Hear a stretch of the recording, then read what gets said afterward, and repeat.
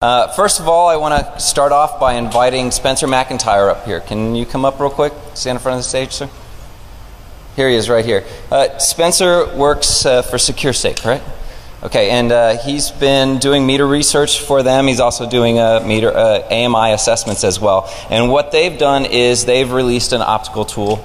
At least a framework that you can start with. We're actually going to be talking about how I did that in just a second, but we're not releasing our tool publicly. We're releasing it to vendors, we're releasing it to utilities, and to security researchers that we can confirm are working in this industry. And the reason for that is ours has a little bit more stuff. No, don't sit down. Get back up here so people can see your face. Hang on just a second. Because we have a little bit more functionality in our tool, just built in. Spencer's broken it out a little bit, so it's his tool. Term and Meter is on Google Code.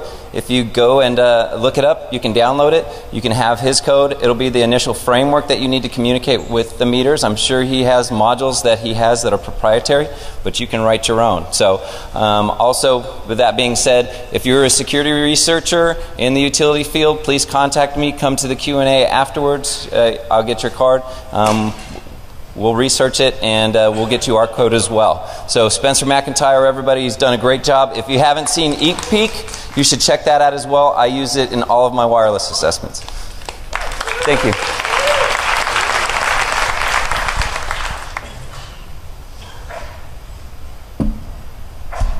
Okay, looking into the eye of the meter. When I first started working on meters, I went over to the Carpenter ranch, met Carpenter. He couldn't make it here today, so but I really appreciate all his help because he really got me into the security field as far as AMI goes. And I'd never done hardware before, so when I came over to the Carpenter ranch, he said, pick up that smart meter and take it apart. But as soon as I picked it up, the first thing I noticed were two IR LEDs on the front of it, on the face of it. I'm like, what are these? And he said, well, when the field technicians have to make a modification to the meter, what they do is first they try to contact it with the radio because they all have radios in them. Okay? But if they can't contact it and it's some type of condition that they don't want to pull the meter off, lots of rain, really hot and they're really sweaty, blizzard conditions, what they'll do is they'll use the optical port to either pull data off or reconfigure it. I was like, oh, that's cool. Can we talk to it? And he said, well, you can get the vendor software to speak with it, but all that lets you do is to program it and to read the configuration of it. Each meter that you have has specific software that you have to register with the manufacturer to get. I was like, well, that sucks. I just want to run stuff on it. It's like, yes, that's what we want to do. I was like, okay, who's done this before? Nobody's done this before. So ever since I started working on the meters, that's been winking at me. And that's why I called it looking into the eye of the meter. Now, I'm Cutaway. Some of you know me as Don Weber, but I'm Cutaway. I came on with InGuardians because I learned things very fast, and we needed somebody to spin up on hardware so that the utility industries knew what their publicly facing devices, what kind of threat they pose to their whole infrastructure. So that's what we decided to help them with, and we've been really successful.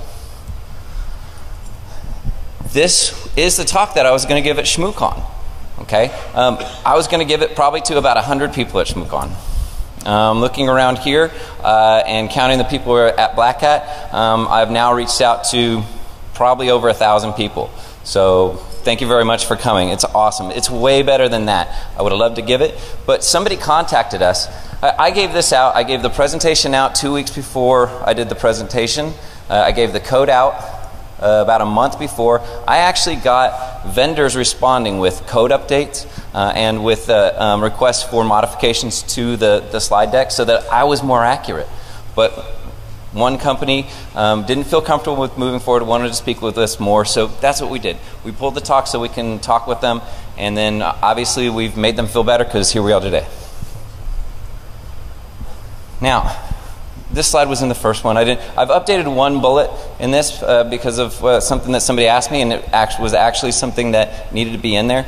But I'm not going to talk about specific meters or specific vulnerabilities in specific meters. We're not going to mention vendors because we don't really need to.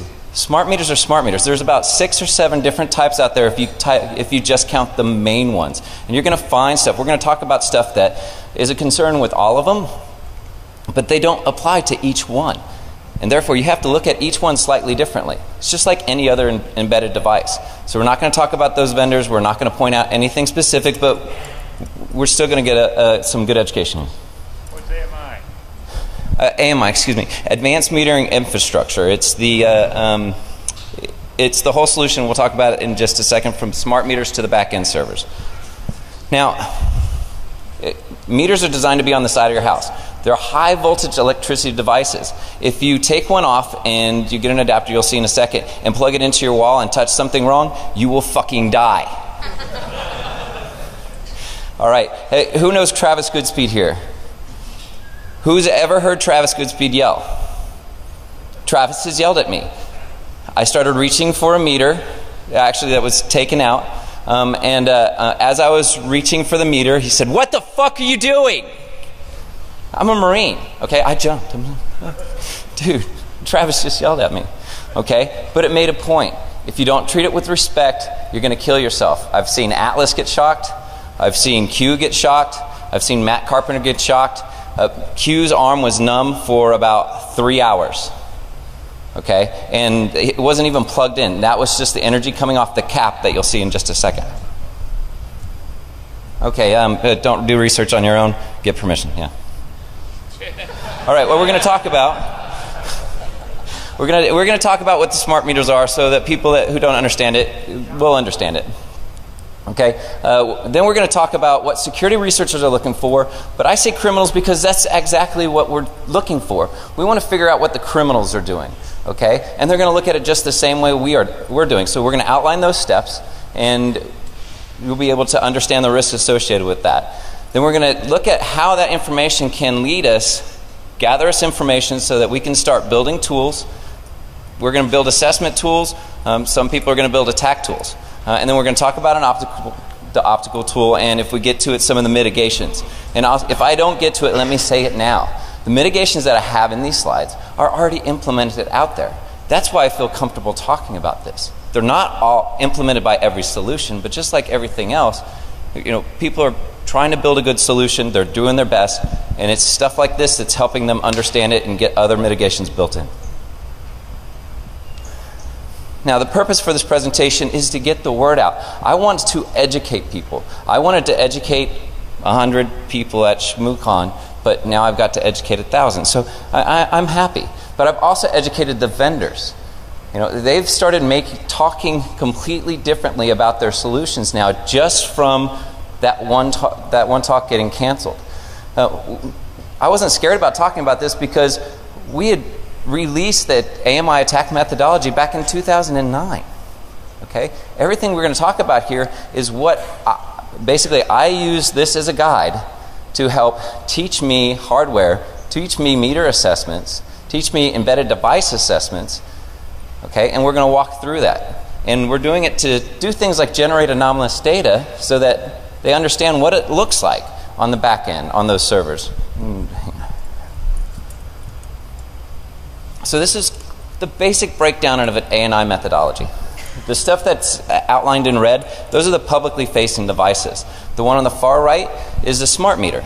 Now, smart meters can be meshed together.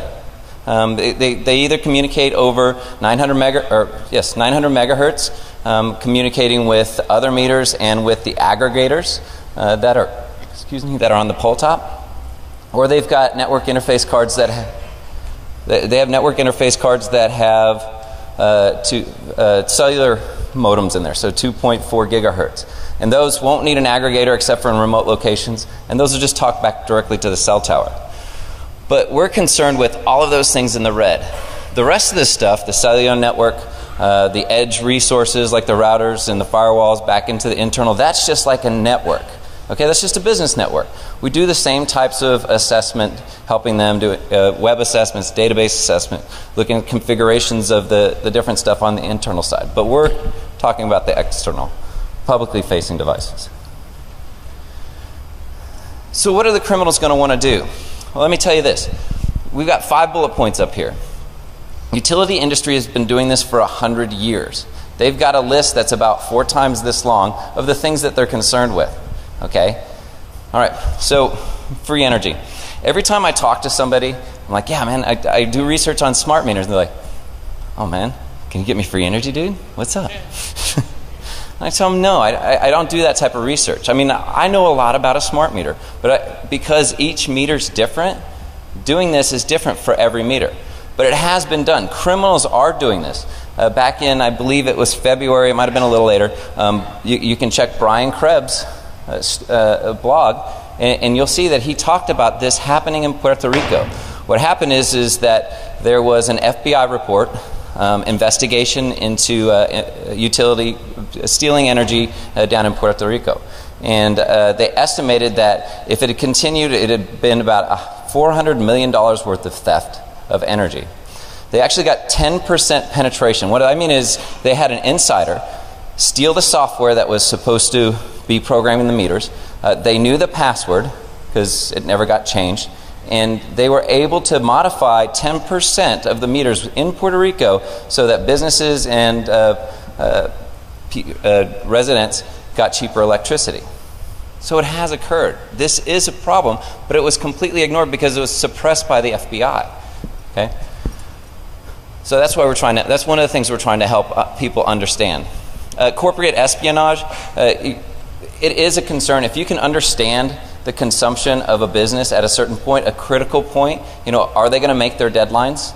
If you need to understand that, are they working on something new and something good?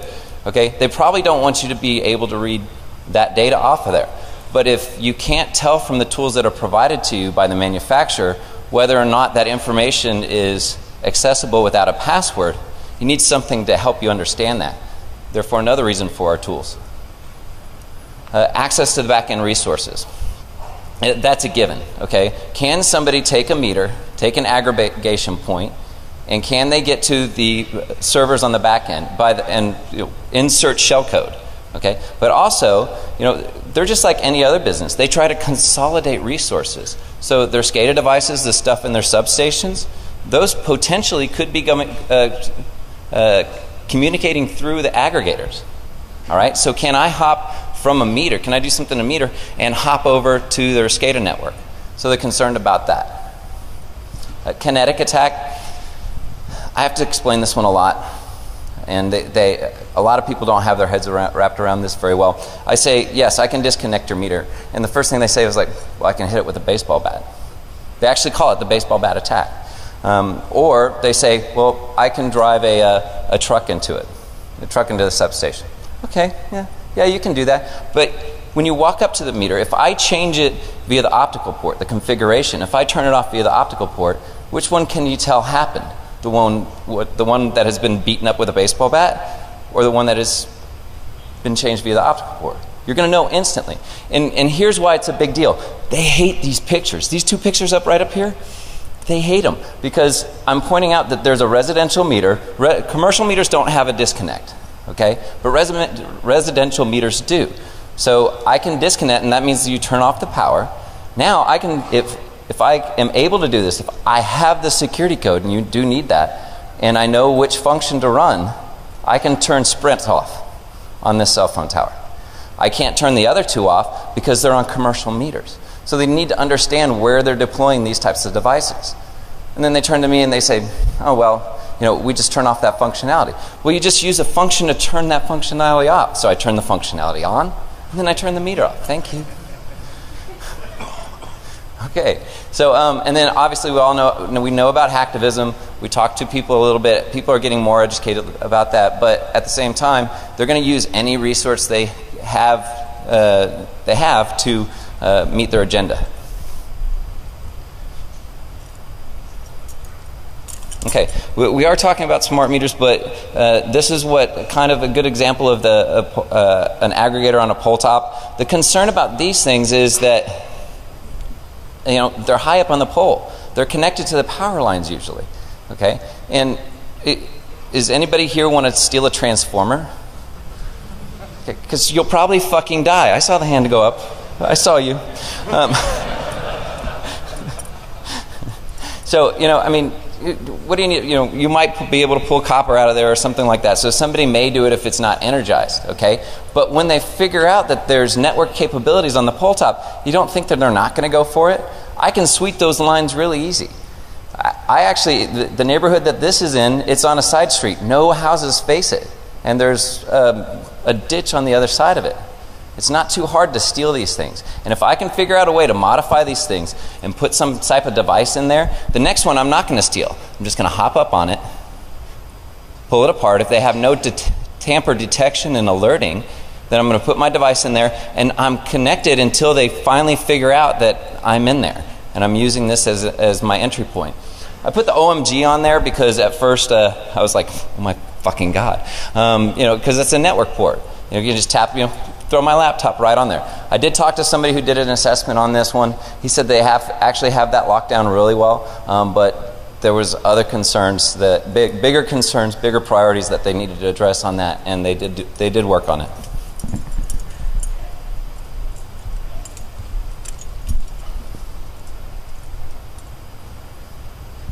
But only one of them winks at you. Only one, at least one winks at me. You know, every time I pick it up, it's still, hey, I need you to talk to me. So how am I going to get a meter? Well, I call the meter vendors and ask them to give me one. That's how I do my research. Sometimes they're nice, sometimes they're not. But how are criminals going to get it? Well, they're going to pay some crackhead $5 to go out there and pull this meter off, okay, and toss it in the back of the truck, and they're going to drive off. But they can do it themselves if they want to. If they don't, then they have somebody else do it. You know, I mean, this is freaking dangerous right here. But it's just, I mean, even if it's locked, if they don't have a tamper alarm, or who cares if they have a tamper alarm, because they're not going to come pulling up to me within 2 minutes. They're not, their meters are, there's too many out there. And then you take them home. You know, you don't have to plug them into your house to work on them. That's the actual example of an adapter that I was talking about. You don't want to take a smart meter and just plug it into this, because it's still not protecting you. So please still be careful.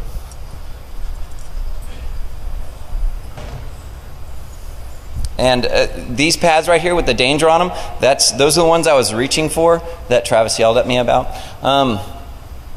When I'm thinking about how am I going to approach an assessment on the smart meters, how am I going to figure out what other people are going to do, I break it down: data at rest and data in motion. You have your microcontrollers, you have your memory devices, you have your radios, and that's data at rest. Okay, if they haven't protected those components, then I can just pull all that stuff down. Okay, the firmware, I can grab the firmware from the microcontrollers, obviously data and potentially firmware from the memory components. And the radios might have firmware in them, or they might be driven by a microcontroller. And then obviously data in motion, they have to communicate between the two. All right, and so if I can tap that with and I'll explain that in a second. If I can tap that, then I can see the information that they're passing, which is actually more important because it's necessary. So data at rest, we just need to figure out what components are on there. It just takes a little bit of research. You know, I mean, the data sheets are all published for these things. The easiest ones to tap have their pins exposed. You know, whether they're fully exposed or partially exposed. There are devices out there that you'll see in a second that can actually communicate with those. You don't need to even power the full meter to pull the memory off there. The ones on the images on the right are ball grid array components. They're a little bit more complex. It makes it harder to potentially tap these because these are really nicely designed embedded devices. They're multi-layered, so you might not all see all the lines that are coming out of these. Okay, and but we can still pull those off. We can still heat up those boards and pull those memory components off. And I did that for actually Q did it, and we did it for a client. And we were talking to the client, and we said, yeah, when we pulled the memory off, we got this other information. We didn't get very far. And they're like, what do you mean you got information? Because the vendor told them it's all encrypted because they thought it was protected. So at least we showed them that, and they can start asking more questions. You know, once you have those devices, I'm sorry, yes, sir. Depending on the, and for the question was, do they have JTAG interfaces? Depending on the microcontroller, they'll have those. Radios will have different data debugs, depending what they're using. Does that answer your question?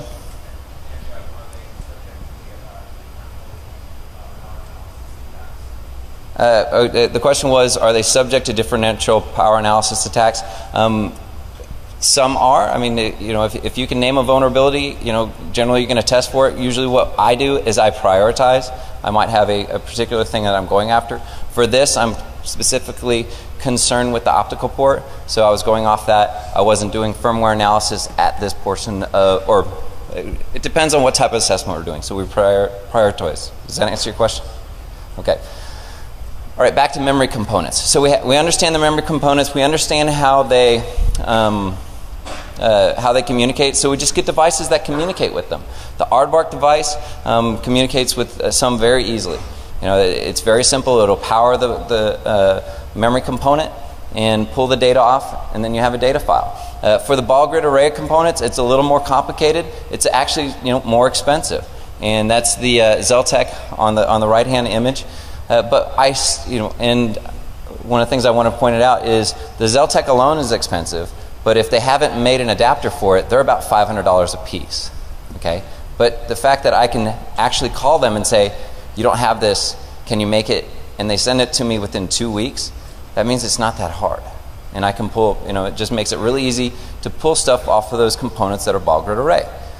Then, of course, Travis Goodspeed has been kind enough to do a lot of research into embedded devices, and so he's got his custom GoodFET out there that everybody can get if you find him. I was actually hoping that I could find him and get some boards up here to pass out or at the Q&A, so if he shows up, we might have some there. But all you have to do is contact him. Travis, you know, look up the GoodFET, and you can write your own custom extractors and get memory off of things that are strange and don't have a commercial tool for them. But once we get the data, what is it? No, it's just like any other file system. But there's no pointer saying that, okay, this is the actual file or the data that you're interested in. You can run strings on it, yeah. You're going to get some interesting information out of there. You might even locate something, you know, just by perusing it. So what I turn to is I turn to the communication standards, the ANSI C12 stuff that we'll be talking about in just a second.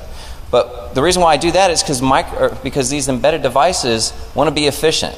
You know, things are going off a radio, so they've got timing issues. They don't have a lot of CPU power, so sometimes they just write straight to memory. So you can use these to help you understand how they are and maybe try to locate certain things within that memory or that file that you pulled out. So if we can't find anything, nothing pops out at us from our memory. And the reason why I do that first, you know, even though it's hard, I might not get as far, it's the easiest thing to do. So I grab that data, something might pop out, but then now I can start turning to data in motion. Because, as I mentioned, you know, they're only going to pass the most important data generally. Okay, so you can focus things on focus in on that data very quickly by monitoring data in motion. But you don't have just component-to-component communication. Meters are made up of metrology boards, which count, and then they're also made up of network interface cards, and those have to communicate. And what's great about it, what we figured out, is that the NIC generally has to authenticate to the metrology board in order to get that information. So now it has to pass the security codes across those lines, and that's what we're going to focus on. This is an example of tapping the pins on memory components. Hopefully you guys have seen this before, but if you haven't, I'll describe it. Basically, in the left-hand image there, that's a logical analyzer. I prefer the Soleil logical analyzer. It's small, it's easy to carry, and it works really well. It's got some really good analyzers you'll see in a second. But basically, it's just we tap into the pins. We use the micro grippers to monitor each one of the pins so that we know what's going across those pins at any one point in time. And actually, what the image that you see right here is the microcontroller driving the radio, which is this really small chip, because the radio doesn't have enough memory to keep that. So the microcontroller has to manage it. It has to send it the next hop. The next hop. Who understands frequency hopping? Okay, if you monitor these lines and you save them off to a file, now you have the hopping pattern for that particular radio. Now you can start using that for your analysis into other things like, you know, finding patents, understanding how they're generating that hopping pattern. And if you can do that, now you're getting into the next phase that I really want to get into, and we're already working on that. The right-hand side, if I can't get the micro grippers on there, if it's just line like the BioGrid array components, or they're really small, I can't get the grippers to grip onto there, then I'll tap with the hypodermic needles. Okay, it's really good because it's got that point and it'll grip on there. Okay, but the problem with both of these things is that if I tap this with my elbow or my knee when I'm standing up to go do something, all of that stuff pops off. And you don't know how aggravating it is doing this for trying to get those hypodermic needles on there for 30 minutes just to look up, bump it, and have to do it all again. So it's really tough. So what we do is we look for debugging pads. Most of the debugging pads are for JTAG interfaces, to reprogram microcontrollers so that the developers have an easy way to push firmware up into the memory components. But when we're going board to board, sometimes we have those as well. And the board-to-board is going to show the communications that's passing between the NIC and the metrology board. And so we solder on that. And we pull those lines out onto our breadboard. And now we've got a more persistent connection. And we can put our logical analyzer on there. And if we understand how it's communicating, we can get devices and connect to those lines as well. So in the right-hand image, you see my logical analyzer. So I'm still analyzing the lines. But I'm also putting an FTDI chip in there because I know it does serial communications. And now I can use this. It's important, that's why I'm bringing it up. I can use this for serial communications. Because once I get to this point, now I can do man in the middle. I've got the lines that are coming out. I don't have to reconnect those lines. I can make those lines go anywhere. So I can pass either of those components any data that I want. I can let them communicate to each other if I want. But in order to do that, I need to understand the communication standards. And I did have to buy these. I don't think a vendor ever gave me one, but so I did have to buy them. But they're only $200 a piece, so it's really not that big deal. Or you can. I tried to search for them for this talk online. I couldn't locate them specifically. So C1218, that was their first stab at it. And this is so that they developed this so that they can have interoperability. So they have multiple manufacturers developing things, and they all communicate the same way. Even though we all know how that works, they do it slightly differently at every organization. So C1218, it's not secure. It passes the security code, the password in the clear. All the other communications is in the clear. But it was their first start. It's actually a really good protocol. C1221 was their attempt at securing it more securely. And what they did is they used DES encryption to pass a token between each other so that they had mutual authentication. But they had two problems with this standard, besides the DES part, is that everything passed after that mutual authentication is in the clear. So I still see the security code. But as a part of the standard, the mutual authentication is optional. So to say that you're doing C1221, all you have to do is say that you're doing it. You don't have to do anything else. It's a fucking lie. Excuse me. So, so their answer to that was C1222. They worked really hard at creating a standard so that that supported networking, TCP/IP. You can do C1222. The problem is that they selected a encryption protocol that had not been approved by NIST. NIST didn't approve it because it's vulnerable to attacks of if you send I might have this wrong, but I'm going to try to do the best I can.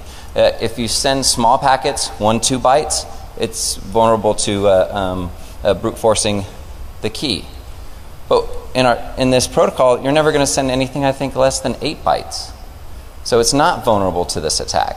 But because it's vulnerable and NIST won't approve it, therefore none of the vendors will implement this until NIST says they okay, because they're working on interoperability standards. So now ANSI has to go back, fix this.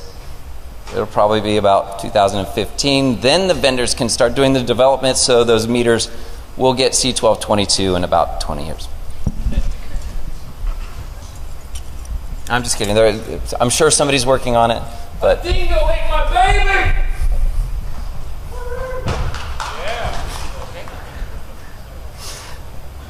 Did that wake you up? I didn't plan that.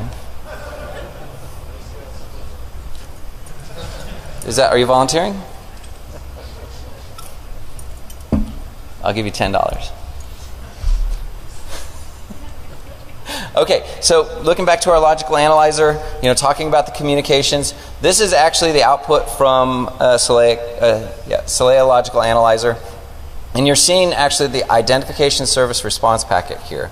Okay, and this is where they say they're going to do C1221. They just changed that 1 byte. Okay, but what's important here is that the logical analyzer tells me what's going across these lines. As long as I configure it correctly, then it's smart.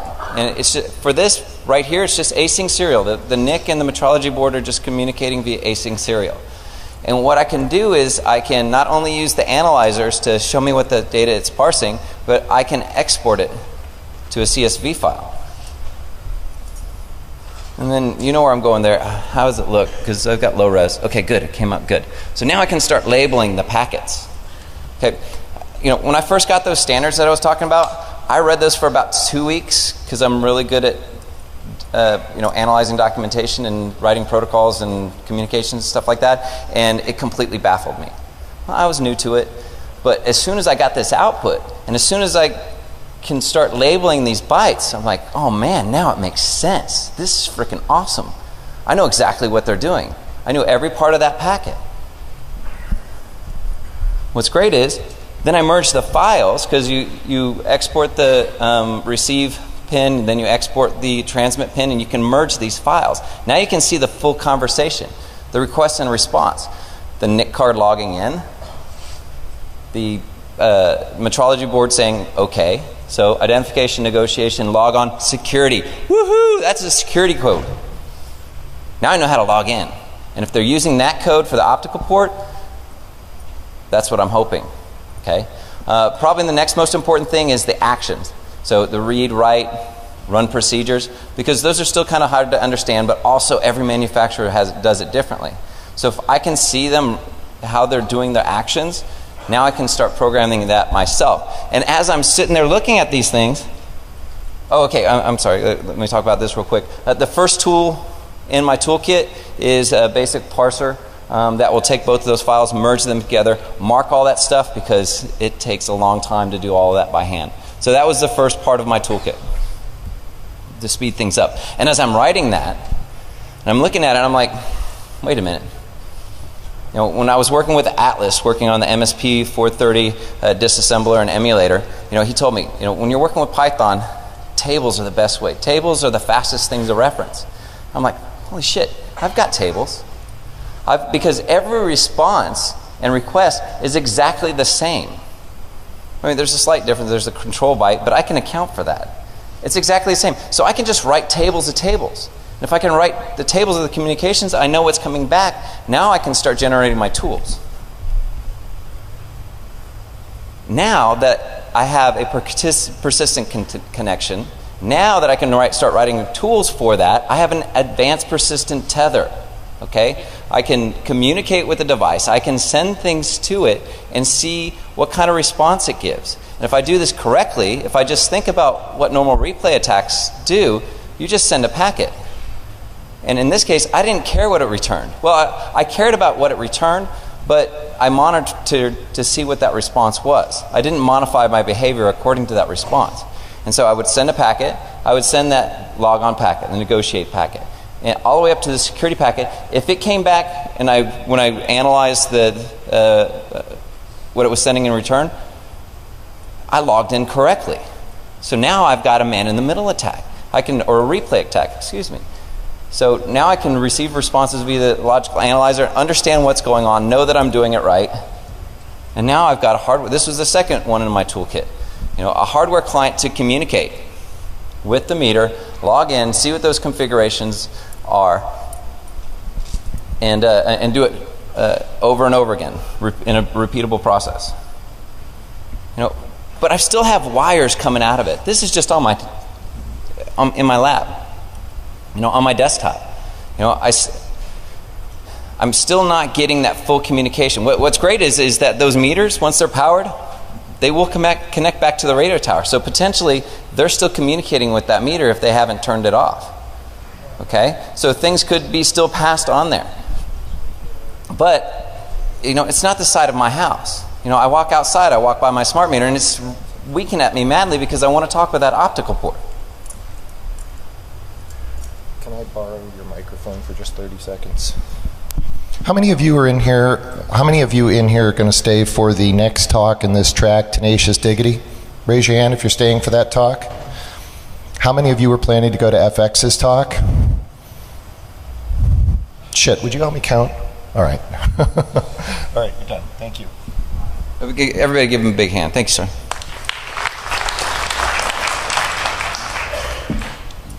Everybody lied, right? Okay, so, but in order to communicate with it, I have to understand what it's made of. You know, basically it's just developed according to a standard. They all have to do it the same way, maybe, but it's just IR, you know, IR LEDs. Well, so what's the first thing I do? I'm like, IR LEDs. Yeah, there's plenty of projects out there that do that. Plenty of projects online, but they don't do it the same way. Okay, and they don't do it that's easy to do for async serial. I was in a time crunch, so I bit the bullet and spent $350 on the optical probe because you can buy them online. A little expensive, but no big deal. And I get it, and I'm like, woohoo! And I plug it in, and I look, and I've got TTY USB 0. USB to serial. Woohoo! Because my FTDI chip, the one that I'd been sending for my hardware client, was the same thing. So I'm halfway, you know, I'm even closer. I'm one step closer because I don't really have to modify that much more. $350 is kind of expensive. I did try, there is an open source project out there that somebody set up, but they didn't outline the pins to a normal serial that I'm used to. I'm not really good at modifying boards just yet. So I contacted the people that make one of the IR dongles, IguanaWorks. Actually, we helped fund some of this research, and they were able to get an initial production.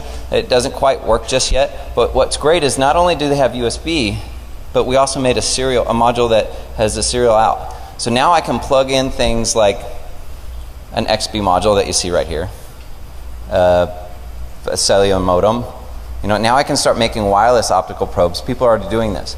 $350 expensive. This will probably run between $50 and $75 if they told me correctly. If you're interested in this project, please contact IguanaWorks so that they know there's interest and they can continue development of it. So, but what do I need to do?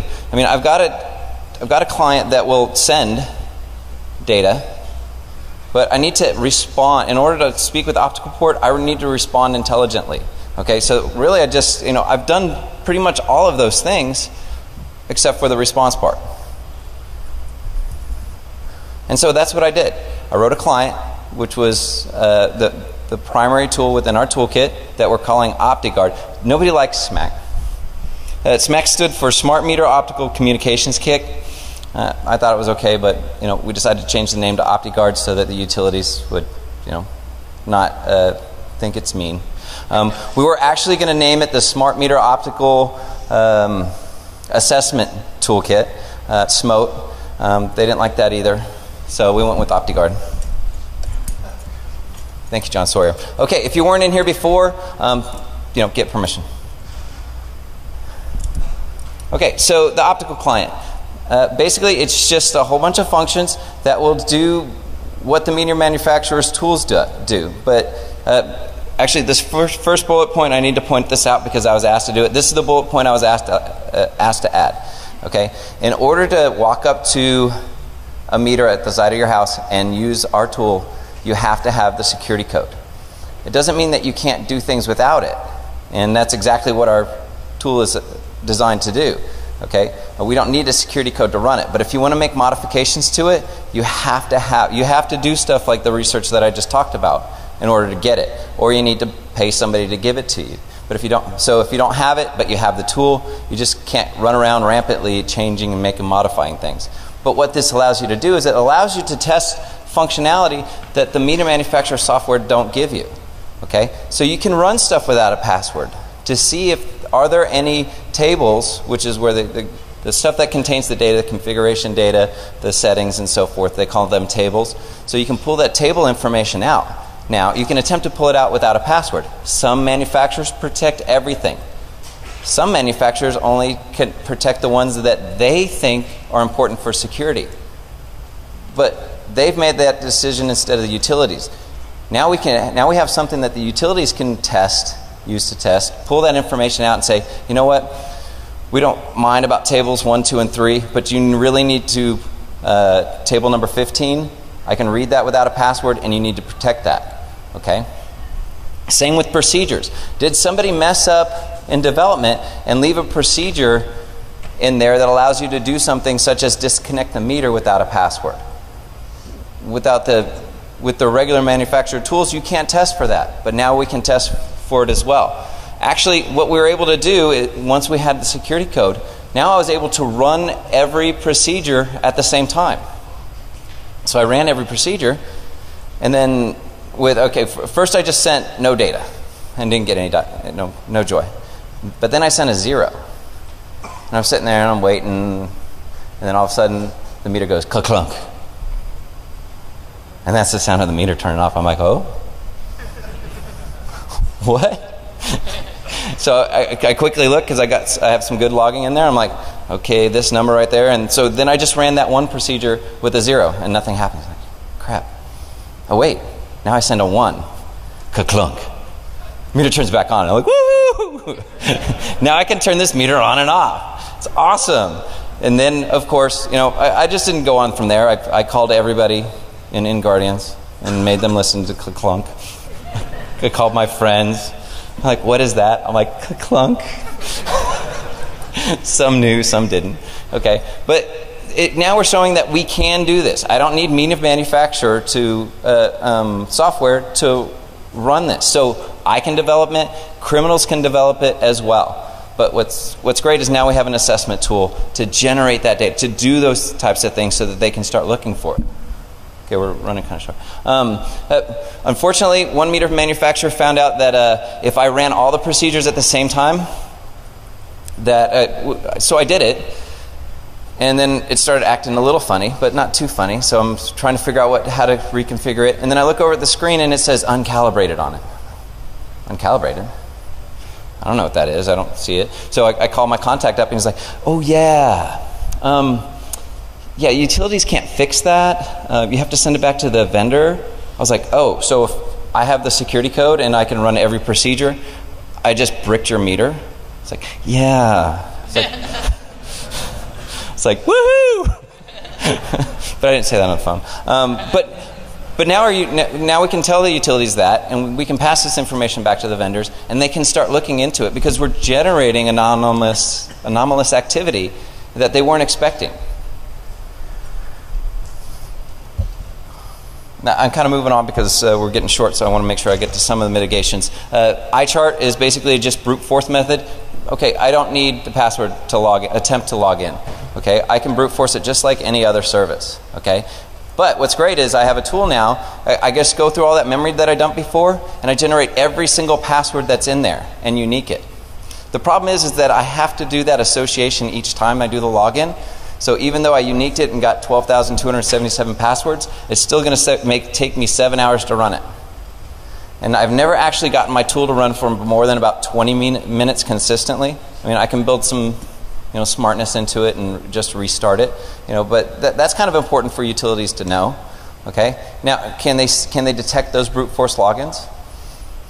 Also, I can generate my own dictionaries. I don't have to get one out of memory. So are they using stuff like the utility name as the password, the vendor name at the password? Okay, so you can develop your own dictionary files and generate that kind of data. I was going to give a demo, and we thought about it, but then something kind of dawned on me when I was thinking about my demo for SmoothCon and Black Hat, and I realized that even if I show you the demo, if I have a meter up here and I let you hear the clunk because it's cool, it doesn't mean that I'm really showing you anything. I'm showing you something that I can do with the security code on one meter. Okay, and and there's at least 7 different types of meter manufacturers out there, and they all develop multiple types of meters. So I'm not really showing you anything. What I would really like to show you is that I can make the meter ka-clunk, and then I can point over to the rest of the solution and say, here's how we detect it. Because that's what I did. I got on the phone with one of my clients, I turned the meter off, and he's looking at his logs and goes, I can see it. I'm like, screenshot that. I'm like, woohoo! I mean, it was my biggest woohoo, because now I've actually shown that they can make those. Once I make a configuration change out in the field, something that's unauthorized, now their operators can identify it on the back end. Now they can create incident response procedures. And that's really what I'm shooting for in my security research.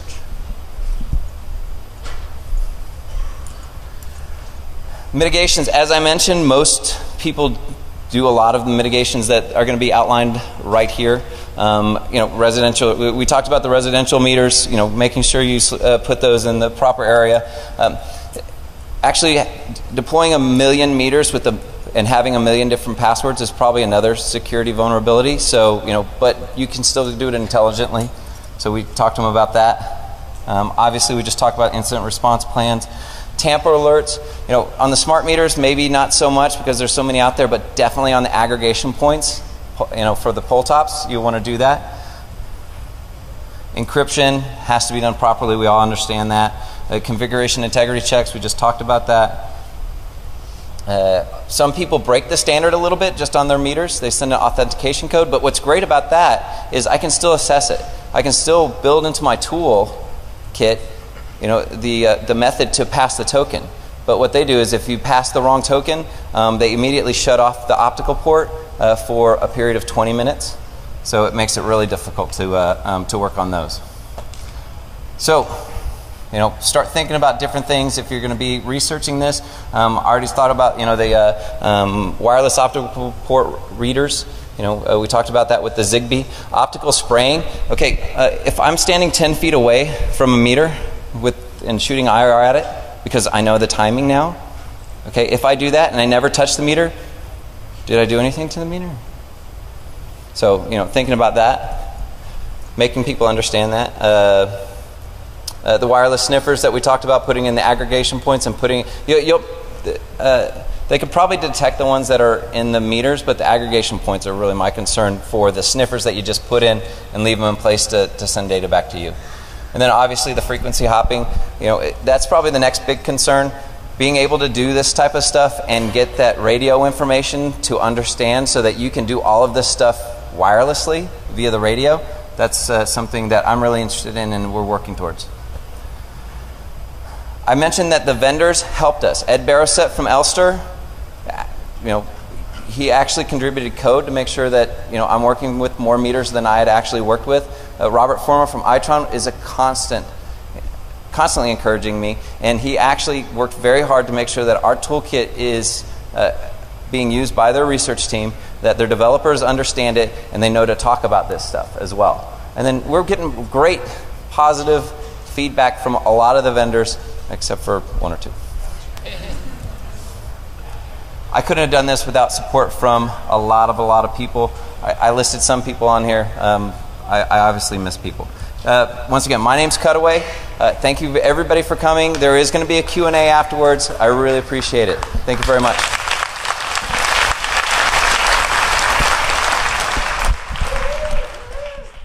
Looking around here and counting the people who are at Black Hat, I've now reached out to probably over 1,000 people. So thank you very much for coming. It's awesome. It's way better than that. I would have loved to give it, but somebody contacted us. I gave this out. I gave the presentation out 2 weeks before I did the presentation. I gave the code out about a month before. I actually got vendors responding with code updates and with requests for modifications to the slide deck so that I was more accurate. But one company didn't feel comfortable with moving forward, wanted to speak with us more, so that's what we did. We pulled the talk so we can talk with them, and then obviously we've made them feel better because here we are today. Now, this slide was in the first one. I've updated one bullet in this because of something that somebody asked me, and it was actually something that needed to be in there. But I'm not going to talk about specific meters. First of all, I want to start off by inviting Spencer McIntyre up here. Can you come up real quick? Stand in front of the stage, sir. Here he is, right here. Spencer works for SecureSafe, right? Okay, and he's been doing meter research for them. He's also doing meter AMI assessments as well. And what they've done is they've released an optical tool. At least a framework that you can start with. We're actually going to be talking about how I did that in just a second, but we're not releasing our tool publicly. We're releasing it to vendors, we're releasing it to utilities, and to security researchers that we can confirm are working in this industry. And the reason for that is ours has a little bit more stuff. No, don't sit down. Get back up here so people can see your face. Hang on just a second. Because we have a little bit more functionality in our tool, just built in. Spencer's broken it out a little bit, so it's his tool. Term and Meter is on Google Code. If you go and look it up, you can download it. You can have his code. It'll be the initial framework that you need to communicate with the meters. I'm sure he has modules that he has that are proprietary, but you can write your own. So also, with that being said, if you're a security researcher in the utility field, please contact me. Come to the Q&A afterwards. I'll get your card. We'll research it, and we'll get you our code as well. So Spencer McIntyre, everybody, he's done a great job. If you haven't seen EatPeak, you should check that out as well. I use it in all of my wireless assessments. Thank you.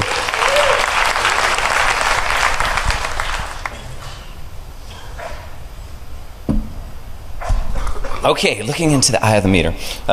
When I first started working on meters, I went over to the carpenter ranch, met Carpenter. He couldn't make it here today, so but I really appreciate all his help because he really got me into the security field as far as AMI goes. And I'd never done hardware before, so when I came over to the carpenter ranch, he said, pick up that smart meter and take it apart. But as soon as I picked it up, the first thing I noticed were 2 IR LEDs on the front of it, on the face of it. I'm like, what are these? And he said, well, when the field technicians have to make a modification to the meter, what they do is first they try to contact it with the radio because they all have radios in them. Okay? But if they can't contact it and it's some type of condition that they don't want to pull the meter off, lots of rain, really hot and they're really sweaty, blizzard conditions, what they'll do is they'll use the optical port to either pull data off or reconfigure it. I was like, oh, that's cool. Can we talk to it? And he said, well, you can get the vendor software to speak with it, but all that lets you do is to program it and to read the configuration of it. Each meter that you have has specific software that you have to register with the manufacturer to get. I was like, well, that sucks. I just want to run stuff on it. It's like, yes, that's what we want to do. I was like, okay, who's done this before? Nobody's done this before. So ever since I started working on the meters, that's been winking at me. And that's why I called it looking into the eye of the meter. Now, I'm Cutaway. Some of you know me as Don Weber, but I'm Cutaway. I came on with InGuardians because I learned things very fast, and we needed somebody to spin up on hardware so that the utility industries knew what their publicly facing devices, what kind of threat they pose to their whole infrastructure. So that's what we decided to help them with, and we've been really successful. This is the talk that I was going to give at ShmooCon. Okay, I was going to give it probably to about 100 people at ShmooCon.